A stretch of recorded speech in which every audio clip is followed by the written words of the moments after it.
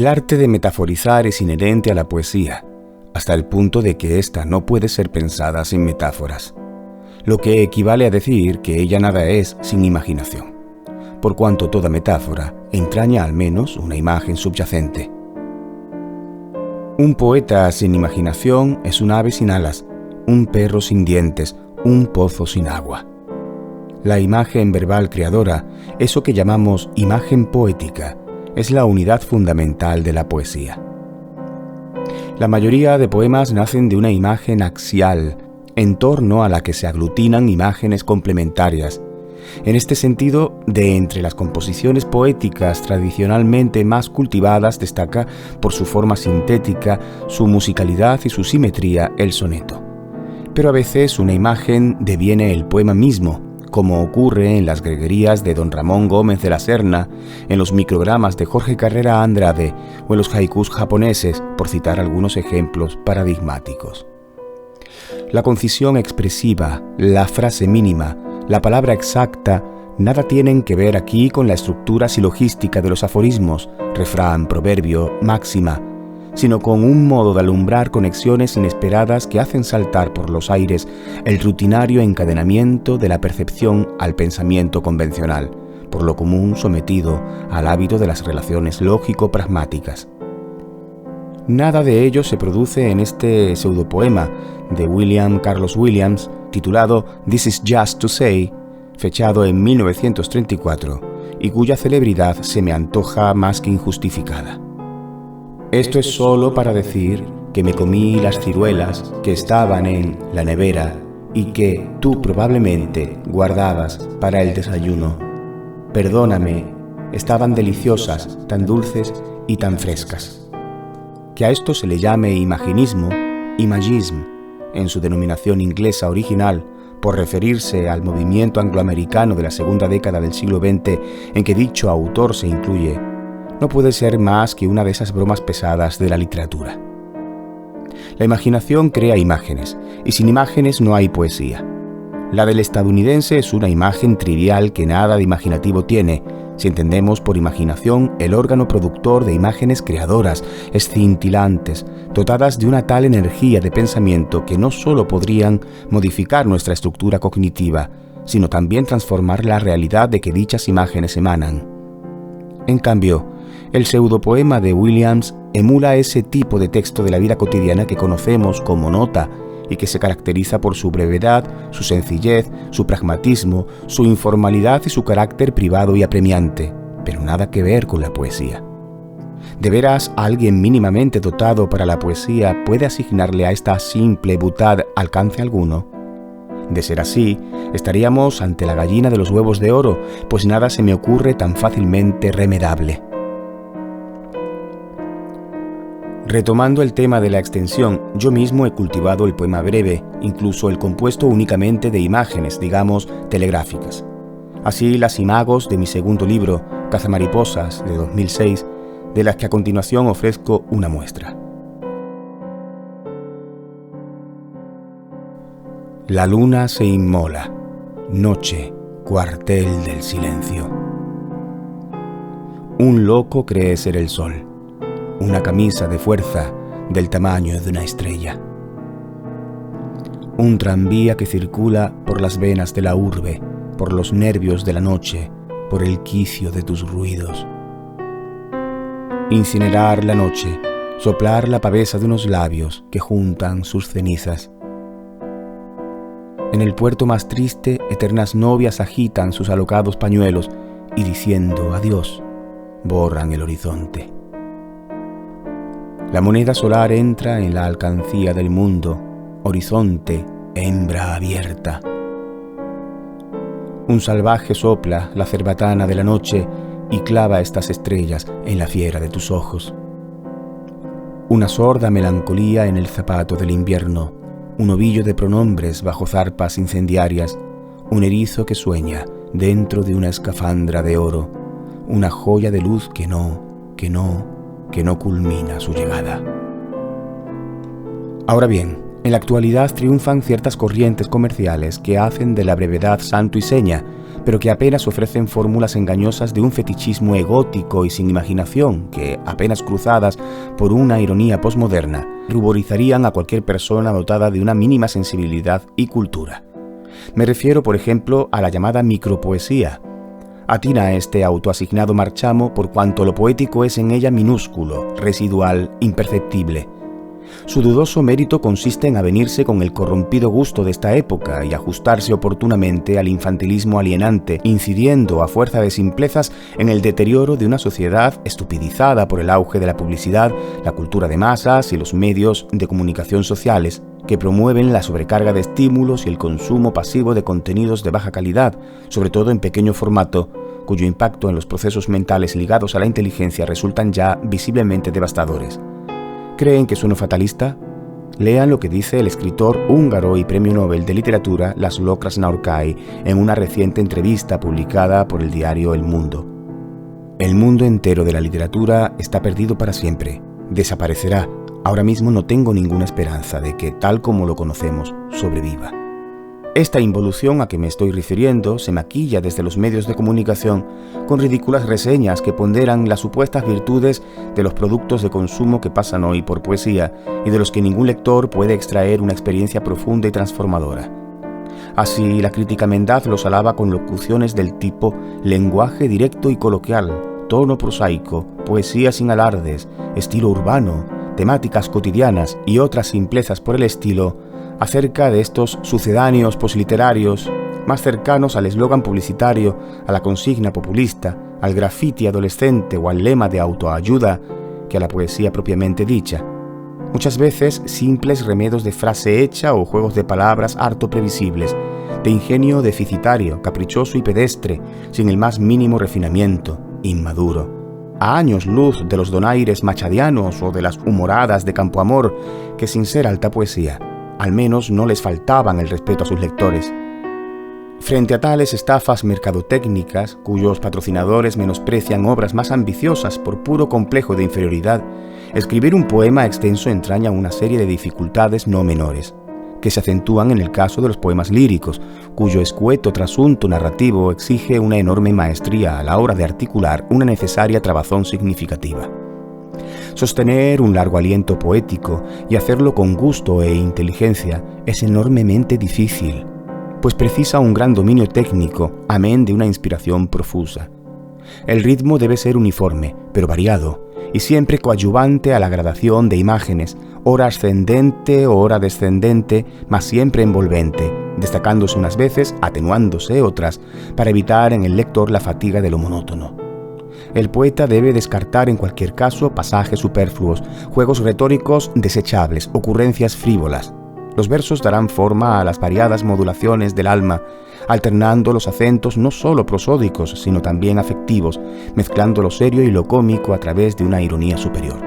El poeta debe ser amable con los motivos recreados, tacaño con las acrobacias verbales y generoso con las metáforas.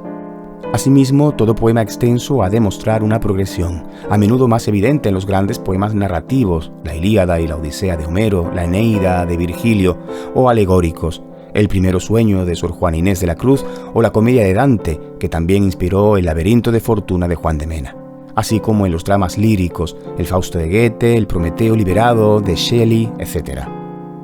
En este género de poemas extensos, Góngora alcanza la cima con sus dos soledades y con la fábula de Polifemo y Galatea, aunque los que despiertan mi particular interés son del tipo Oda a mí mismo de Walt Whitman, así como la Oda triunfal y la Oda marítima de Pessoa.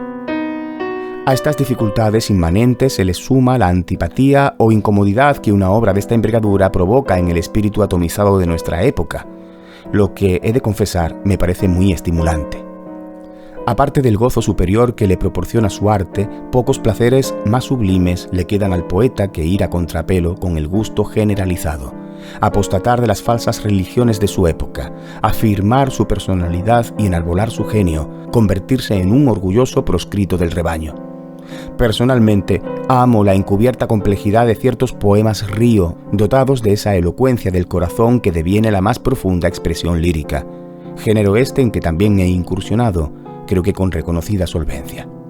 Pienso en composiciones propias cuya lectura recomiendo encarecidamente, como Sereno, perteneciente a los Oficios del 2015, que bien podría haber publicado como libro exento, o el poema 24 dedicado a la chicharra de mi reciente Fulgor.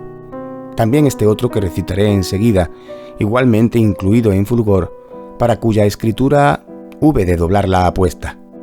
Inspirándome en el modelo estrófico de la Silva, realicé una éfrasis irónicamente autorreferencial, sin concesiones biografistas, eso sí, identificándome con la figura central del poema, que solo se explicita al final, justo en la última palabra de los aproximadamente 150 versos, tras una larguísima enumeración en estilo nominal, con proliferación de sustantivos concretos, adjetivos y complementos preposicionales, logrando dotar al conjunto, no obstante a la escasez de verbos, de un intenso dinamismo.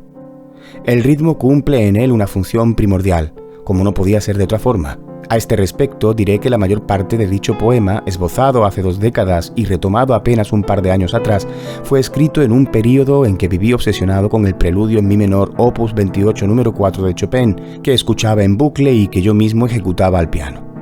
De alguna manera, esta música coincidía con el tono que traté de imprimirle a dicho poema, como si de un postrer canto se tratara. Incluso hubo un tiempo en que su recitación encajaba perfectamente con dicha pieza, antes de que, cual torrente abriéndose paso, mi numen exigiera una extensión superior. Para el presente vídeo, interpreto una variación de la citada composición de Chopin a fin de encajarla con la lectura del poema, que espero les guste.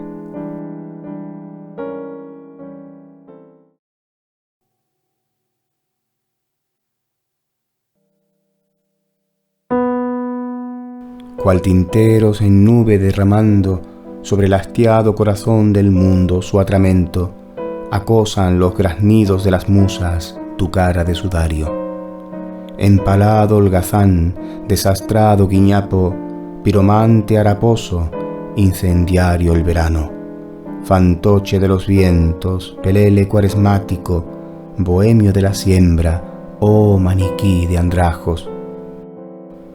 Desde la alta tribuna del rastrojal desierto, con esa alma tuya escapándosete por las rotas costuras de tus remiendos, ebrio espantajo de fe, desarrapado estafermo, sí, tú, poetastro sin remedio, que ayer no más veías arder las amapolas entre los verdes cálamos, liróforo astroso y mayoral de los ocasos, mas hoy te yergues como un ídolo burlesco, melancólico payaso, Cristo de las mazorcas, herido en el costal, crucificado, con tu sórdida mueca de abrazador pasmado, esclavo en su tripalio, uncido reo del secano.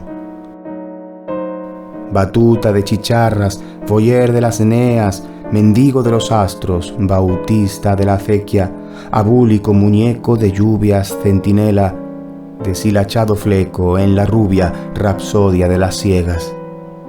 Pintoresco sombrajo, demacrado orador, ángel aliquebrado, mesiánico y polícromo fantasma, saco de místicos ácaros, despojo del almiar de Dios, el estilita en su tebaida, contrito, huraño, penitente, misántropo y asceta, musitando con gesto alucinado un salmo infinito, nimbado de luciérnagas.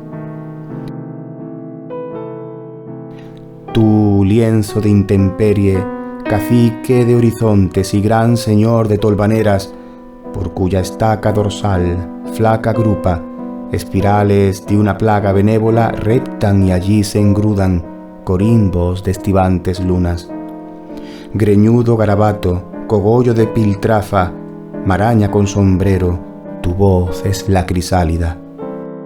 Apenas un manojo de tristezas bajo la vía láctea, soñando ser prendido en las alturas como austera picadura de los celestes carreteros, ay yesca de los lampos, cigarro deshaciéndose en luceros. O bien mezclado con el barro primigenio de los seráficos ladrilleros, cocerte en moldes imposibles sin ya esperar el hálito que anime tu maltratado corazón al fondo de los hornos cósmicos, y ser tal vez algún día arrojado con justiciero afán contra los quebradizos escaparates de la fama, insensible al agravio y sin remordimiento. mas recogido por devotas manos, consumar tu destino como piedra angular del templo que se alzare a las puertas de un nuevo reino espiritual, donde poder decir al fin, yo creo, mientras crujen conmovidos sus robustos cimientos. Astercultor de los sembrados que a cantos estercolas, delirio de los sastres, siempre ajeno a las modas, trampantojo del campo, lamentable vitola, capricho de trapero con tu vitíligo de estopas.